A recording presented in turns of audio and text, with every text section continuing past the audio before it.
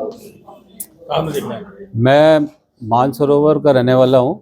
66/162 मेरे घर का पता है।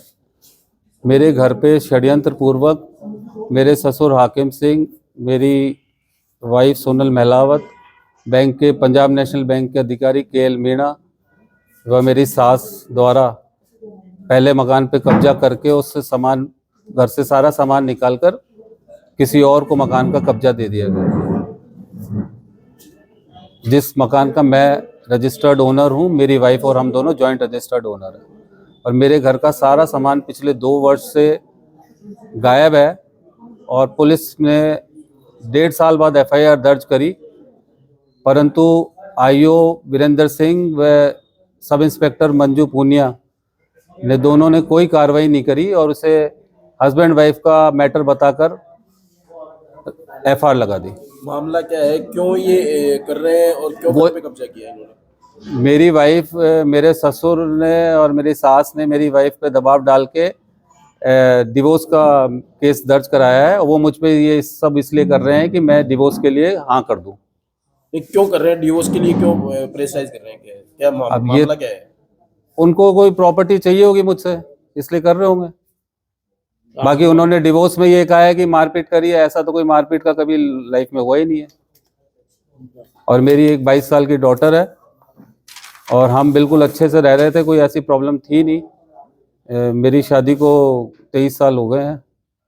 इसको लेकर आप जैसे कमिश्नर, DG वगैरह किससे मुलाकात की, किससे बात की? मैं सबसे मिल के आया, DG साहब से भी मिल के आया, कमिश्नर साहब से भी मिल के आया, चीफ सेक्रेटरी सुधांशु पंत से भी मिल के आया हूँ मैं। और मैं होम सेक्रेटरी आनंद कुमार जी से भी मिल के आया हूँ। और कलेक्टर साहब हैं जितेंद्र कुमार सोनी, उनसे भी 2-3 बार गया हूँ उनके पास। जन सुनवाई में भी मैं गया हूँ, जिला जन सुनवाई में।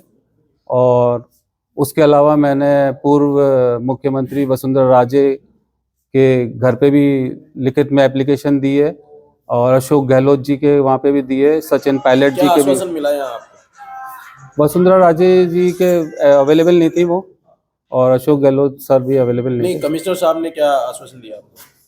कमिश्नर साहब ने तो मुझे ये कहा कि आप कलेक्टर साहब के पास चले जाओ।